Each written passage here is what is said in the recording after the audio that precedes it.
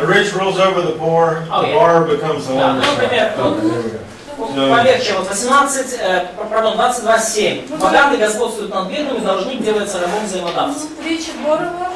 The rich and the borrower, yes. I don't think so. I think rules over and becomes.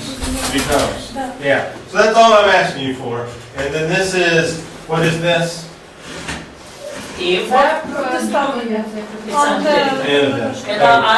That's what I'm asking for. Да, то есть здесь, вот что я вас прошу сделать. Да, здесь противопоставление. С одной стороны богатый правит, а с другой стороны должник становится... So this is antithetical because in this case the like subject, the rich, rules over, and in this case he becomes slave. So that's like two directions. Yeah. So notice poetry, let's talk poetry a little Обратите внимание на поэзию bit. здесь. Rules over, what kind of a verb is that? Правит, какой здесь глагол? It's active, powerful. Активный, Yes. да. What is the verb А becomes? здесь должник It's very passive. да, становится рабом, то есть это страдательный, пассивный залог. And so poetry is going to come out that way, and that's how I want you to think. То есть поэзия, она выставляет на свет эти вещи. Я хочу, чтобы вы так именно мыслили. But this is what I'm asking for the homework. Вот что я вас прошу касательно домашней работы. Take a subject and compare them. Take a verb and compare them. Just a mark on your Просто page. вот пометьте, да, подлежащие, сказуемые в каждой строчке, сопоставьте их и выделите мне тип So if you do synonymous, синонимические, antithetical,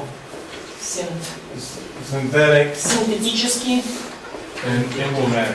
и эмблематические. Talked about wisdom. Итак, мы говорили с вами о мудрости. And we'll refresh our minds tomorrow morning on what wisdom is doing. И мы завтра освежим касательно того вообще, что зачем нужна мудрость, что она делает. And we talked poetry. Мы поговорили о поэзии. And we're going to see poetry in all 5 of the books. И поэзию, поэтический жанр мы будем видеть во всех 5 книгах. And now we're going to come to the book of Psalms. И вот с этим уже заделом мы переходим к книге Псалмов. Now, has anybody ever noticed this? Кто-либо из вас когда-либо замечал вот такое разделение псалмов по книгам? Psalms is divided into 5 books. Псалмы вообще разделены на 5 книг. And we're going to talk through Psalms on this outline. И мы будем говорить о псалмах, используя вот этот план. Now, if you have this, you can get this out of your Bible, I hope. I mean, if you look at Psalm 42. И вы можете увидеть это в своих Библиях. Например, знаете на Псалм 41, наверное, синодальном. План желает к потокам воды. Это разделение для синодальной Библии. So this is a songbook. Итак, книга Псалмов – это сборник песен, And it's divided into 5 parts. разделенный на 5 частей. And these are the psalms that are in each part. И вот это вот псалмы, которые соотносятся с каждой из этих частей. So we're going to talk through each of these. И мы разберем каждый из этих разделов. Obviously, going through psalms is a very difficult task. Очевидно, пролететь вот с такой скоростью по всей книге Псалмов – это сложная задача. There's 150 psalms. Их там 150. So we will not be reading all of them. Поэтому мы не будем читать их все. We may read most of the other books, not Psalms or Job. Но как бы другие книги мы, скорее всего, прочитаем большую часть, но с Псалмами и Иовом так не пройдет. But this is a deliberate arrangement. Но это целенаправленное как бы размещение псалмов именно в таком порядке. And each of these books are loosely connected. И between like Like the first 40 psalms are connected to each other. Да, и в каждой из книг псалмы, помещенные в них, тесно связаны. So Psalms has a context. Поэтому у книги псалмов есть контекст. But it's probably a little bit more loose than, say, Joshua chapter 13. Но это, конечно, более, наверное, размытый контекст, чем если вы скажете там Иисус Навина, 13 глава. You know, Joshua 13 has to do with Joshua 12, and comes right before Joshua 14. Да, потому что если мы говорим Иисус Навин 13 глава, ага, мы понимаем, перед этим Иисус Навин 12 глава, и после этого Иисус Навин 14 глава. Psalm 10 has a loose connection with Psalm 9. Псалом 10 не имеет такой тесной взаимосвязи с Псалмом 9 или 11. But we're going to go through these and build a little bit of a context for Но it. мы исследуем, мы пройдем через этот псалм, мы немножко увидим, вот какой же контекст для этих книг. And the way we're going to look at it is through the seams in each of the books. И scenes, The seam, that middle. да, и мы увидим как бы определенные, как мы просили, мы видим схемы каждой книги. Every one of these books has an introductory psalm, В каждой из этих книг есть вступительный псалом and it has a doxology. и есть доксология, то есть прославление Бога. And, for example, Например, Psalm 1 and Psalm 2 introduce the entire Psalter. псалмы 1 и 2 являются введением ко всей книге псалмов. Now I'm going to drop this slide. Is this okay? Я уберу этот слайд. And then I'm going to go to the scripture. Да, и я хочу сейчас вернуться уже к тексту писания. So, I'll take it out also. yeah, please. Thank you. Все, я стараюсь? We'll see it as we go through. All right, let's see. Is my Psalm 2 and your Psalm 2 the same? Yep, Okay, yep. excellent. Until number 8, I think they're Okay. identical. Okay. But then the numeration changes. All right, so Kniga, yes? Yep. All right. Книга 1, да. And so we have the first and second Psalms introduce all of the Psalms. Итак, 1 и 2 псалмы являются введением во всю книгу. And that is very important. И это очень важно. Let me see if I can have two screens up. That's what I needed to change in the break. I apologize. Let me change my screen relationship here. Маленькие технические. Technicalities. Yeah, it's still better than cutting the sheet. That's right.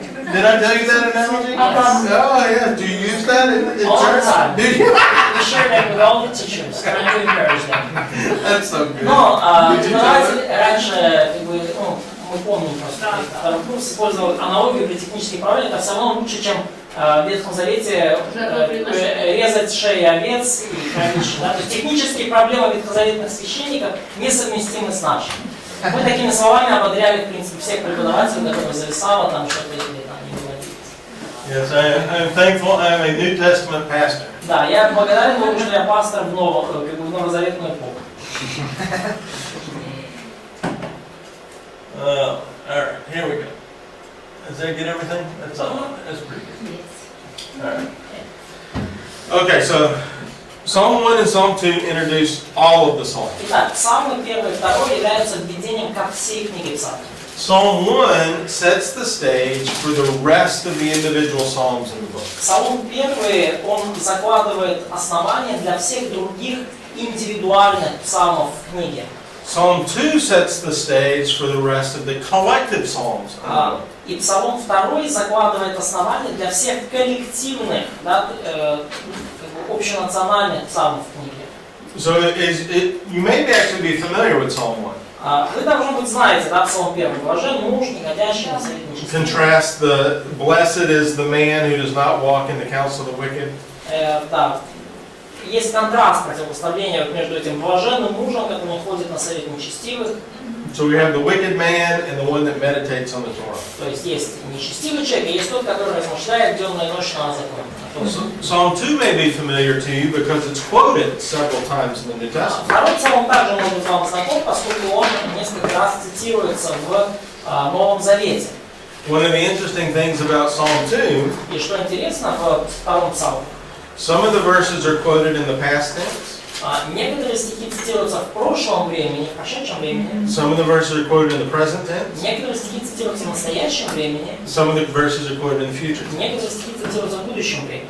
So you can get your eschatology out of Psalm 2. Поэтому из псалма 2 вы можете вывести, в общем-то, всю новозаветную эсхатологию.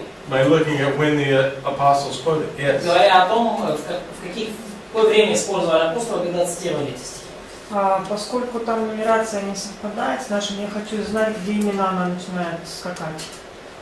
С 9-го псалма. До 8-го псалма все идентично. Хорошо. So, those two are introductions. Итак, вот эти два псалма являются вступительными. Now look to the end. Но посмотрите концовку. Псалм 150. Да. Now the Посмотрите концовку всей книги, 150-й псалом. last 5 psalms Последние 5 псалмов are an epilogue. это эпилог. These are called the Hallelujah Psalms. Их называют псалмы аллилуйя или псалмы хвалы. Now, look at your handheld Bible, so I don't have to mess with this so much. Да. But if you look at Psalm 146, I believe it is that the first Hallelujah Psalm? 146, yes. Да, посмотрите, пожалуйста, псалм 146, кажется, это вот первый из этих псалмов хвалы или псалмов аллилуйя. 145 у нас потом. 140. Praise the Lord, my soul. 145. Uh, Where does it change? It's 145 in our case. Yeah, 145. Да, So notice it 145 starts out. 146 в украинской. Хвали душа моя Господа. So it starts with Hallelujah. Начинается вот с этого аллилуйя, да, хвали. So if you look at the next Psalm, verse 1 also starts with Hallelujah. И если вы смотрите следующий, 146 тоже, хвалите Господа, Его благо петь Богу нашему. This one right here, well, where did I go? Oh my goodness. Alright, I'm messing all this up. This is terrible. У нас даже 144 глава.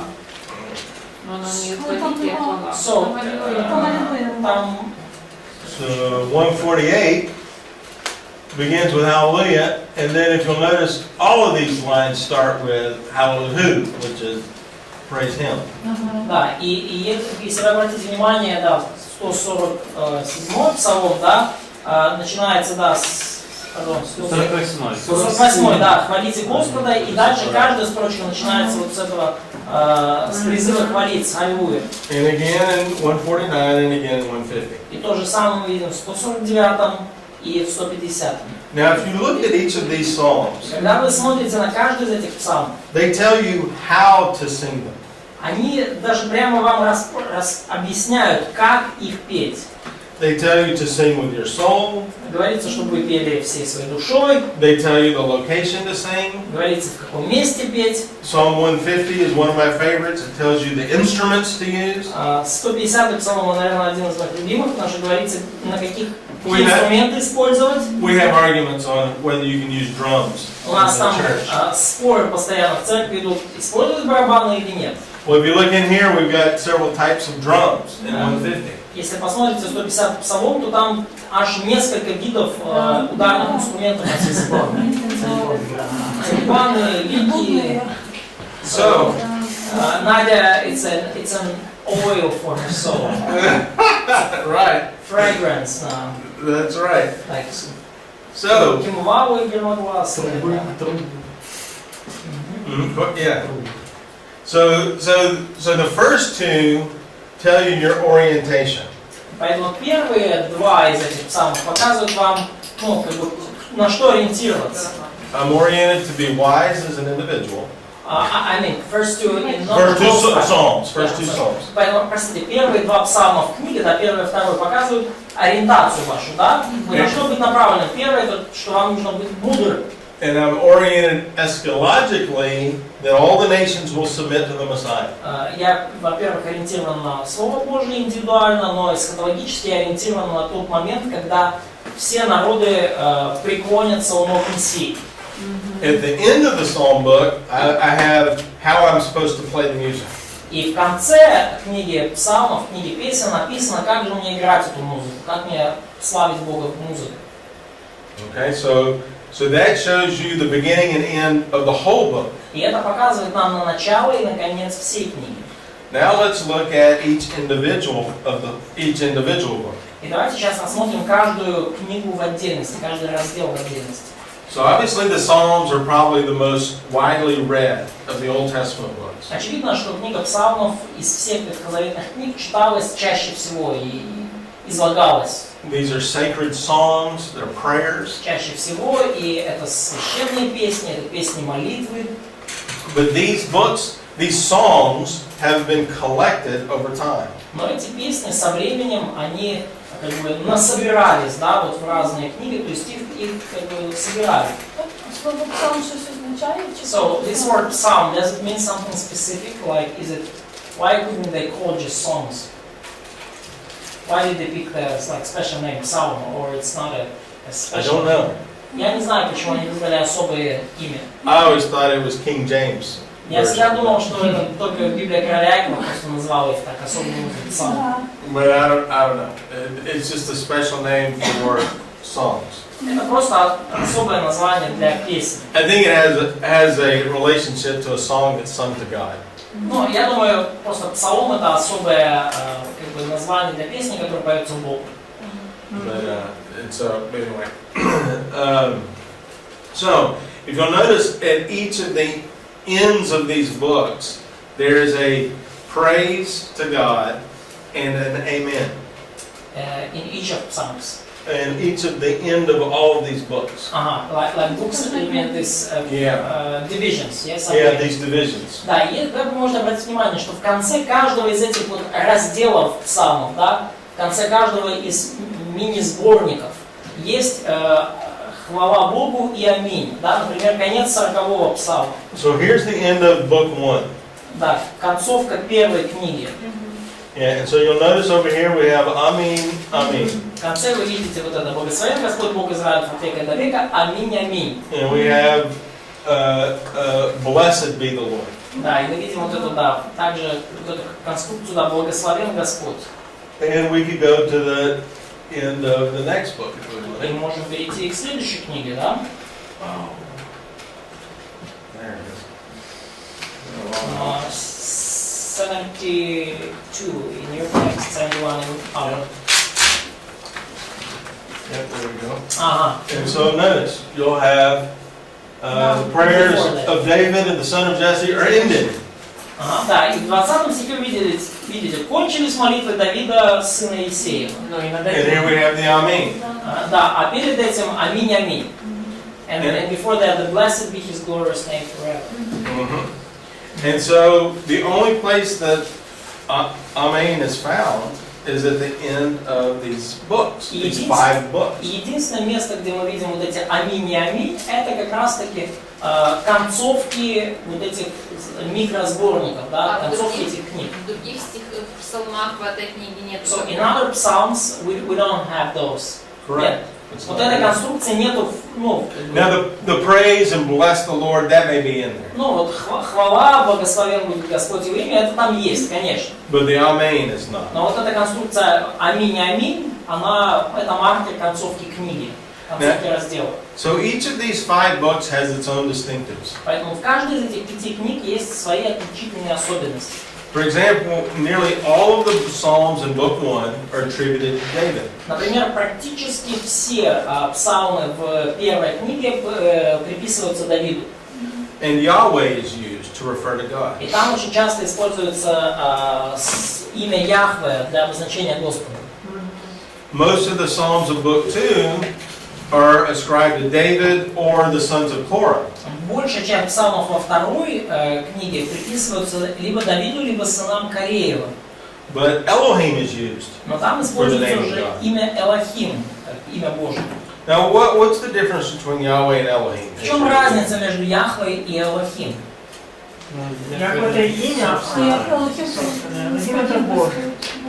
So Yahweh is kind of personal name of God, and Elohim is God in general. Mm-hmm. Yeah. Elohim is more God over all, the Creator. Элохим больше подчеркивает, что Бог это Бог над всем, что Он Творец. And as you say, Yahweh is a personal relationship. There's a contract. Указали на Яхве, да, это личное имя, указывающее на личные отношения, на завет, на договор. Now, book 3 and 4 are the smaller collections. Третья и четвертая книги это уже меньше по размеру сборники, коллекции. And each of those has 17 psalms. В каждой из них по 17 псалмов. And so those are ascribed to Asaph, И эти or the sons of Korah. да, вот эти книги, уже 3 и 4, приписываются либо Асафу, либо сынам Кореевым.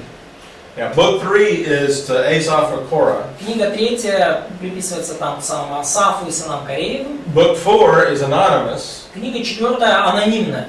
and those are books of community prayers. И это книга с псалмами хвалы, которые пелись все общины.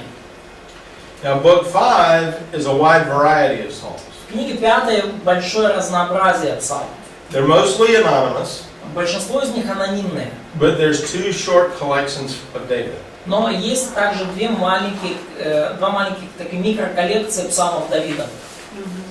So a lot of these things are grouped. Each of these books has a theme that we're gonna walk through the history of Israel and talk about each of the themes in just a minute. У каждой из этих книг есть своя определенная тема, и мы рассмотрим кратко историю Израиля и увидим, как эти темы соответствуют разным этапам истории Израиля. But you'll notice also within each of the books there are small groupings of various psalms. Но в каждой из этих книг вы также обнаружите небольшие подразделы псалмов, микрогруппы. For example, you probably heard of enthronement psalms. Например, вы, наверное, слышали о псалмах воцарения. And there's 4 or 5 together that are enthronement psalms. Есть 4-5 псалмов, которые, они объединены как бы вместе. Это псалмы, которые пелись, когда новый царь And there's psalms of ascent. There's 15 of those collected together. сын. Ascent, going up. Да. Когда новый царь восходил на престол. И также есть песни или псалмы восхождения, которые тоже, они как бы вместе идут одним пакетом. So as you go through and study the Psalms, you'll see these collections that are grouped together. И исследуйте книгу псалмов, вы видите эти микросборники, да, когда песни объединены вместе. Now think about what we said about wisdom at the very beginning. И вспомните, о чем мы говорили, когда в самом начале затронули тему мудрости. Wisdom tries to incorporate all of your doctrines together. Мудрость пытается собрать все ваши доктрины и учения в некое единое целое. So when you have a collection of psalms that deal with a particular theme, И когда у вас есть некий сборник псалмов, песен, которые касаются определенной темы, they're showing different aspects of the same theme. эти псалмы показывают разные аспекты, разные грани одной и той же темы. It's like a diamond that has multi-facets. Как бриллиант, у которого есть множество граней. And as you look at a diamond, it has different colors of light come out. И когда вы смотрите на хороший бриллиант, то вы видите, что разные цвета, да, как при дисперсии, отражаются в нем. And it's based on all those different cuts on the edge of the diamond. И все это основывается на вот этих различных гранях, которые шлифуются на разных сторонах бриллианта. So as you look at these psalms, you're looking at a particular edge of the same diamond. И когда вы смотрите на псалмы, то вы смотрите по факту на разные грани одного и того же бриллианта. So you're going to see a different color of light. Увидите разные цвета, разные оттенки света. But no psalm is going to give you the whole story. Но ни один из псалмов не покажет вам всю историю целиком. So we need to recognize that as we read psalms. Нам нужно это понимать, когда мы читаем книгу псалмов. Now that should not forbid you of singing a particular song or having a favorite song. Что не запрещает вам петь какой-то отдельно взятый псалом или когда у вас какой-то из псалмов в числе любимых. And in fact, as you go through struggles in life, this psalm may be the perfect psalm for that difficulty. И может быть, когда вы проходите через какую-то трудную жизненную ситуацию, именно этот какой-то отдельный псалом будет вот идеальным для вас выражением, идеальным псалмом, идеальной песней в конкретный момент жизни. But it shouldn't be your life song, you know. Но это не должен быть псалом всей вашей жизни, через призму которого вы смотрите вообще на все. Unless you pick Psalm 1 or Psalm 2. Если только это не псалом 1 или 2. Because those cover the whole book of Psalms. Поскольку 1 и 2 псалмы, они покрывают собой всю книгу. So let's look now at book 1. What's this book about? Давайте рассмотрим сейчас первую книгу и посмотрим, о чем она вообще. So the Psalter begins with the story of the reign of King David. In book 1. Книги первые, да, псалмы в основном касаются эпохи правления царя Давида. He moves to the reign of Solomon in book 2. И во второй главе плавно мы переходим к правлению Соломона. Then in book 3 it goes to the divided kingdom and the destruction of the north and the south. В третьей книге мы говорим уже о разделенном царстве и о разрушении севера сначала, а потом и юга. Book 4 describes the struggles of those exiled in Babylon. Книга 4 описывает страдания изгнанников, тех, которые в Вавилоне. And there they're trying to find meaning and find identity. И там они пытаются найти смысл жизни и пытаются понять, кто же они, найти свою идентичность. Первый это Давид, его царствие, второй это Соломон, переход от Давида к Соломону. Третий это разделенное царство. Четвертый том, так сказать, это изгнанники в Вавилоне. And then book 5 celebrates the return to Jerusalem. И книга 5 празднует возвращение в Иерусалим. And the establishment of a new Israel with God as king. И установление нового Израиля, где Бог будет царем. And so we're going to go through each of these 5 books and see how that pattern develops. И мы рассмотрим каждую из книг и увидим, как эта закономерность проявляется. By the way, this may help you in your life struggle as well. И, кстати, это может помочь вам в ваших жизненных переживаниях также. If you feel like you're in exile, Если вам кажется, что вы как будто в изгнании, maybe you go to book 4. может быть, вам стоит перечитать псалмы из 4-го тома. If you just had a magnificent victory and the Lord has lifted you up, maybe you go to book 5. И если вы одержали потрясающие победы, и Бог высоко возвысил вас, открывайте книгу 5. If you're young and you're trying to get your feet going in the struggles of life, maybe you're book 1 with David. Если вы молоды и вы пытаетесь прорваться через разные жизненные трудности, то вам прямая дорога в первую книгу.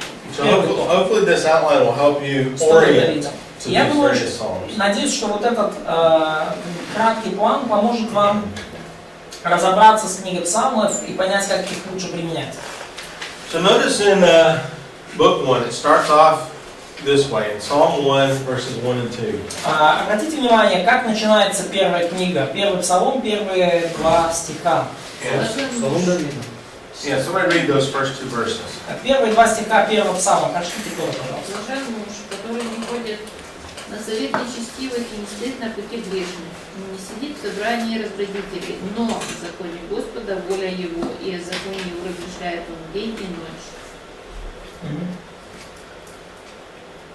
And so that sets the whole view of the Psalms, is meditating on the Lord's instruction.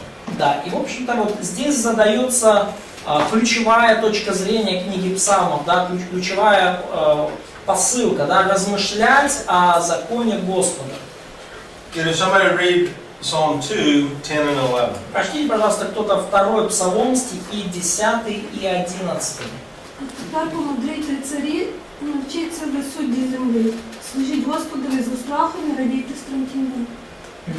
So there we have a call to all the nations now to serve the Lord. Здесь мы видим уже призыв к народам служить Господу. So individuals and nations should all submit to the Lord. Поэтому и отдельно взятые люди, и целые народы, все должны подчиниться Господу. There should be diligent study in God's Word. Должно иметь место усердное изучение Божьего Слова. And we should acknowledge God as sovereign. И при этом мы должны понимать Божье всевластие. So then book 1 continues with 39 Psalms of David. И далее первая книга продолжается, и там мы видим еще 39 псалмов Давида. And so these Psalms of David talk about every aspect of David's life. И вот эти псалмы Давида повествуют о всех аспектах его жизни. He was a king. Он был царем. He was a warrior, Он a был parent. воином. He was just a human being. Он был просто человеком. And he was most of all a servant of the Lord. И в первую очередь он, конечно же, был рабом Господа. Now, over half of those psalms are laments. И где-то половина этих псалмов это псалмы плача. And we're going to talk about different types of psalms tomorrow. Мы поговорим о разных типах псалмов завтра. But a lament is calling on God to act on your behalf. Но плач это такой особый жанр, когда псалмопевец взывает к Господу, чтобы тот действовал и помог ему, да, действовал в сложных обстоятельствах в жизни псалмопевца. Well, if you remember David's life, it was just filled with conflict. И если вы помните жизнь Давида, то вы осознаете, насколько она изобиловала конфликтами. He had to fight enemies from without, the Philistines. Ему приходилось сражаться с врагами извне, с филистимлянами. His own king, King Saul, was after him. Его собственный царь Саул гонялся за ним. His own family had problems. В семье у Давида были проблемы. So this whole collection tells that story of David. И весь этот сборник псалмов, весь этот первый том рассказывает нам историю Давида. And Psalm 41 ends this way here. So this is the last psalm of the book. 40 заканчивается следующим образом. Это последний псалом в этой книге. And if you read those first two verses, Прочтите первые два стиха. Блажен муж, кто помышляет о бедном. День бедствия избавит его Господь. Господь сохранит его и сбережет ему жизнь. Блажен будет он на земле, и ты не отдашь ему на волю врагов его. So notice how that verse begins. Ashrei in the Hebrew. Обратите внимание, как начинается, Or I да? guess right here. Yeah. Блажен, кто помышляет, да? Акшрей, да, на иврите. It's happy. Or, Да, yeah. счастливый, благословенный, блажен. That's the same way Psalm 1 began, Это точно так же, как начинается первый псалом. and it's the same way Psalm 2 ended. И точно так же, как заканчивается псалом второй. So this whole first section ends in a consistent way. Поэтому весь этот том, весь этот раздел заканчивается, так, что мы видим некую последовательность. So this term happy reminds us to go back to those introductory psalms. Поэтому вот этот термин, да, блажен, он напоминает нам о том, что нам нужно вернуться к этим вступительным псалмам. Now, book 2 has a different context. В книге, в томе втором, том 2, уже другой контекст там. Now, this also contains many laments, but they're not all David's. И там тоже много плачей, такого рода псалмов, но они не все принадлежат Давиду. Many of these are songs of the Korahites or Многие Korahites. из этих псалмов это псалмы учения сынов Кореев. Now, Korah, according to the book of Chronicles, was the head of the temple singers. И сыны Кореева, согласно книге Преподает, были во главе храмовых певцов. Particularly during the reigns of David and Solomon. Особенно во время правления Давида и Соломона. So they start singing at this point in the songbook. И вот в этот момент, в 41-м псалме, мы слышим, как они начинают петь. Now there are 15 Psalms of David in book 2. И в томе втором, тем не менее, есть еще 15 псалмов Давида. And that would be, for you guys, 50 through 64. И это, чтобы для вас, это псалмы с 50 по 64. 14 are laments, and they're connected to events in David's life. 14 из них это плачи, и они связаны с теми или иными событиями из жизни Давида. The only untitled psalm in here is Psalm 71, which is an individual lament. 71, yes? 70 for you guys. Да, единственный не названный псалом в этом томе, это 70-й псалом, это некий анонимный плач. На Тебя, Господи, уповаю, да не постыжусь вовек. So looking at a couple verses here, Посмотрим несколько стихов здесь. if you look at verse 6 and verse 9, Just a second. Почему вы говорили, что это Соломона, если много очень Давида? Вы говорили, это Соломон. So why do we call those like a song of Solomon if we have so many David psalms here? so this is, here we are. Вот. So here, if we read verse 6 and verse 9, this psalm sounds like the lament of an old man.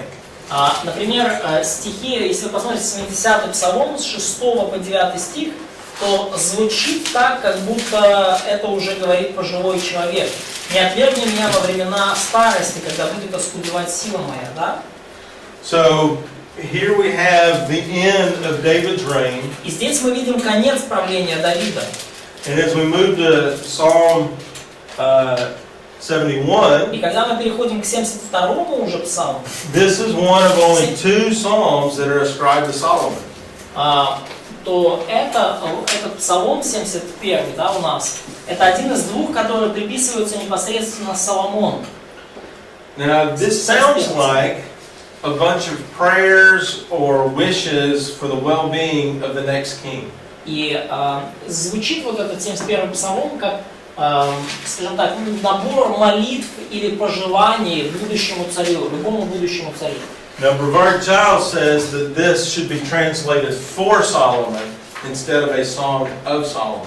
Да, и, ну, допустим, наш комментарий говорит, что лучше переводить это как для Соломона, а не псалом для Соломона, а не псалом Соломон. Понятно мысль? О Соломоне.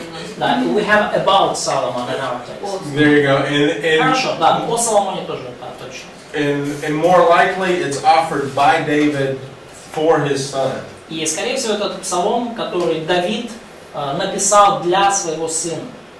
Молитва за сына.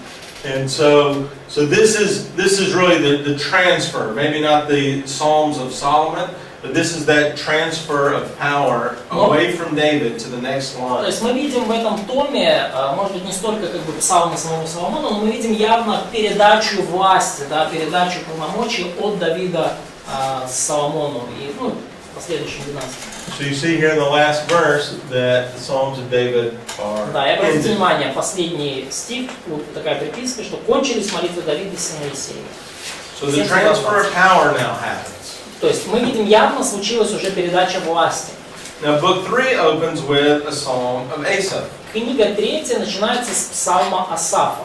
Now Asaph, according to Chronicles, was also a temple singer. Асаф, согласно книге Преподает, тоже был храмовым певцом. And he was during the time of David and Solomon. И он жил во времена Давида и Соломона. So there's 17 psalms in this book. В этом томе 17 псалмов. 15 are attributed to Asaph and the sons of Korah. 15 из них приписываются Асафу и сынам Кореи. And only one is attributed to David. Лишь один приписывается Давиду. So now David is in the background. То есть Давид теперь явно уходит на задний план. And the focus is on David's descendants. И фокус уже здесь на потомках Давида, основной акцент. And what are they going to do with this privilege? То есть что потомки Давида будут делать с доставшимися им привилегиями?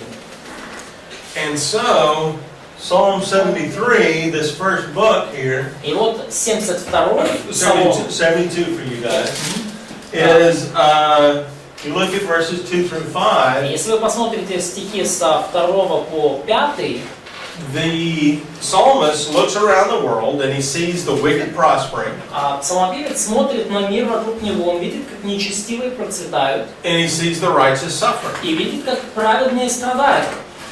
So he's wondering what's going on. И он задает вопросом, что происходит. There's no connection here between righteousness and reward. Кажется, что нету никакой взаимосвязи здесь между праведностью и наградой. And there's no connection between wickedness and punishment. И нету взаимосвязи между нечестием и наказанием. And so, in his despair, he talks about this chaos of life. И вот в своем отчаянии он говорит о хаосе, который царит в жизни. So if we look down at verse 27 and 28, Но когда мы посмотрим стихи, например, 27 и 28,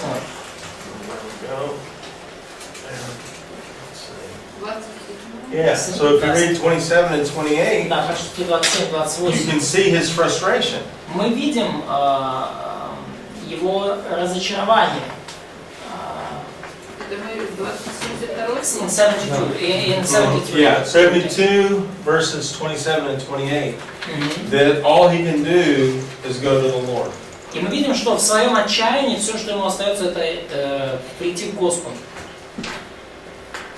I think maybe verse 17 would be the center of the composition and a turning point here. Yeah, probably, yeah. Verses 8 and 9, yeah, there's where you see his despair, Да, в and then стихах, finally he comes down to the solution. да, то есть, ну, мы видим, что в стихах, там, условно говоря, там, с 8, 9 и ниже немножко, отчаяние автора нарастает, потом в 17-м перелом, и уже ближе к концу он приходит к решению проблемы. But this psalm here, Psalm 72, opens a new chapter. in Но the вот этот Psalms. псалом 72, здесь, он открывает новую главу псалмов. It's almost a turning point in the life of Israel. В каком-то смысле это переломный момент в жизни израильтян. David's reign is over. Правление Давида завершилось. Solomon's reign ends with a divided nation. Правление Соломона завершилось с расколом в народе. Those two kingdoms are in constant warfare. Вот эти два царства оказались в состоянии непрерывной войны. The individual voice of David in the first two books Мы видим в первых двух книгах индивидуальный, личный голос Давида. and now is overtaken by the community voice. Но теперь уже в последующих книгах мы видим, что все больше и больше веса набирает голос как бы всего сообщества, всего народа.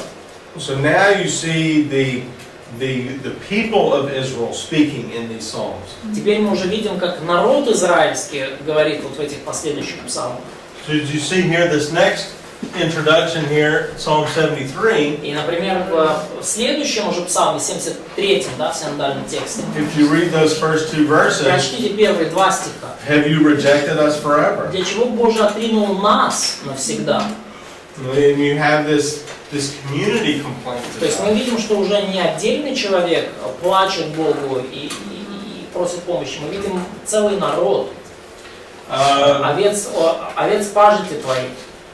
This group ends in Psalm 84. И эта группа псалмов, этот том заканчивается псалмом 84. Not exactly to the end, but near the end. И не прямо в конце, но близко к концу. Yeah, if you read verses 5 through 7 here. Например, прочтите стихи 5 и 7. С 5 по 7. «Восстанови нас, Боже, спасение нашего, и прекрати негодование Твое на нас. Неужели вечно будешь гневаться на нас? Растрешь гнев Твой от рода в род. Неужели снова не оживишь нас, чтобы народ Твой возрадовался о Тебе?» So there's this powerful emotional response to the conflict. То есть есть вот этот очень сильный эмоциональный ответ, эмоциональная реакция на конфликт, который имеет место. You know, as I was teaching through this, I came to Psalm 88, and I don't know if any of y'all are real familiar with Psalm 88. И когда вот я Psalm 87. готовился проповедовать, то учить, поэтому я наткнулся на 87-й псалом, не знаю, насколько вы с ним знакомы. But I had a widow tell me, oh, she just rested on Psalm 88 for months when her husband died. И 87-й псалом, он такой скорбный, но одна вдова сказала мне, что она этот псалом перечитывала целый месяц, когда умер ее муж. This is an individual lament like no other lament in the Psalms. И этот индивидуальный плач, и настолько он пронзительный, как ни один другой плач во всей книге Псалмов. Now, tomorrow morning we'll talk about the 5 elements in the Psalms. И завтра с утра мы поговорим о отдельных элементах, которые есть в книге Псалмов. And many of the Psalms take up 3 of those elements, maybe all 5. И во многих псалмах мы видим 3 таких типовых элемента, а в некоторых все 5. Lament is one of the elements. Но плач является одним из элементов. This psalm only has lament. Но в этом псалме 87, чтобы вы знали, там один сплошной плач, там только плач. There's no praise, Нет хвалы, there's no solution. нет решения. And if you look down at the end of this psalm in verses 16 through 18, И если вы посмотрите конец псалма, стихи с let's say 17 through 19, 17 по 19, those last 3 verses are just very depressing. вот эти 3 последних стиха очень депрессивные. Надо мной пошла ярость твоя, устрашение твои сокрушили меня, всякий день окружает меня, как вода, облегает меня все вместе. Ты удалил от меня друга искреннего, знакомых моих не видел. Точка.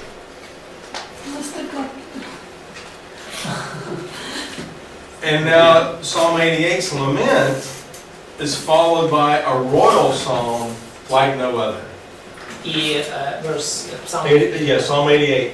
И в следующий псалом мы видим, что вот этот совершенно уникальный, пронзительный, индивидуальный плач сменяется королевским, царским псалмом, тоже совершенно не похожим ни на что другое.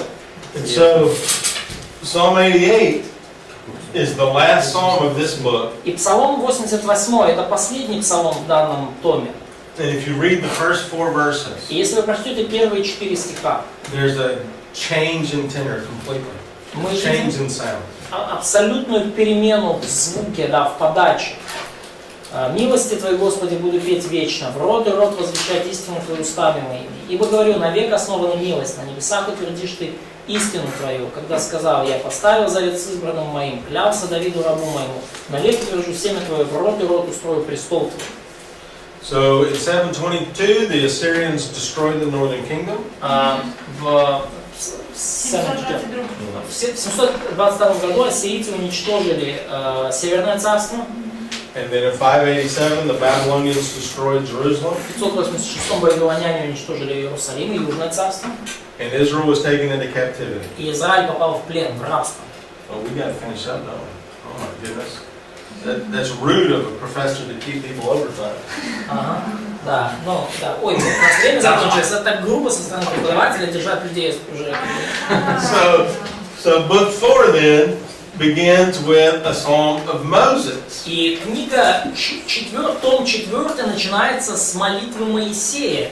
So if in book 4 is now speaking of exile, Если книга 4 говорит нам об эпохе изгнания, плена, think about the technique going on here. подумайте, а какая техника здесь используется? David is gone. Давид ушел, His descendants are not on the throne. потомки его не на престоле.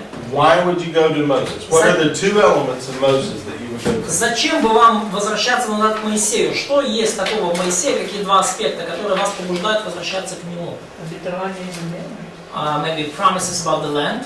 Promises about the land. There's a covenant that Moses wrote. That God Обетование has to земли. keep His word Во-первых, on. завет, да, который был записан Моисеем еще тогда, когда они не были в земле. And what about Moses in his office? What И else? что касательно вообще должности Моисея, что еще можно сказать? Пророк. He was a prophet. Prophet. So there will be another one like me. Пророк, и он обещал, что придет еще один пророк, подобный мне. That's right. Да. So, yes. Итак, Можно я прошу, я просто по времени so, очень she надо. needs Вы можете их to держать. leave in time.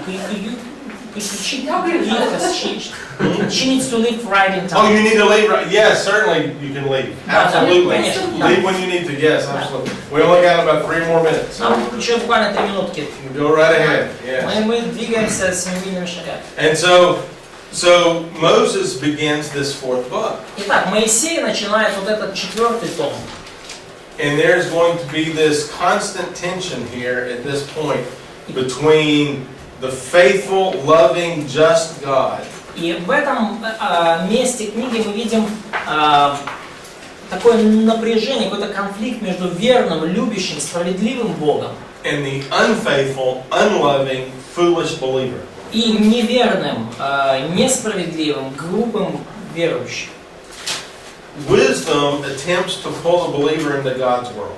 И мудрость стремится к тому, чтобы перетащить верующего в Божий мир, на Божий путь. And wisdom wants to pull that believer out of his selfish, sinful, foolish world. И мудрость пытается вытащить верующего из его греховного, глупого, бестолкового, суетного мира.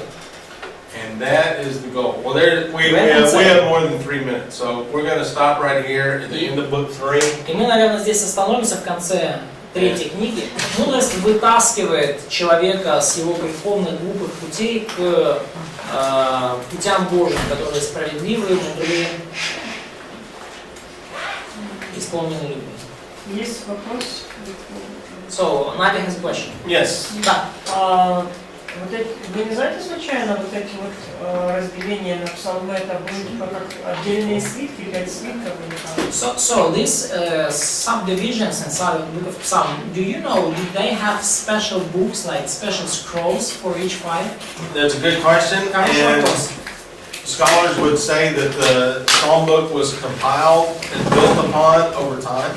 И исследователи вам скажут, что книга Псалмов вообще она собиралась и достраивалась, доделалась в течение определенного периода времени. It probably came to its final form in exile. И, скорее всего, окончательную форму приобрела во время изгнания.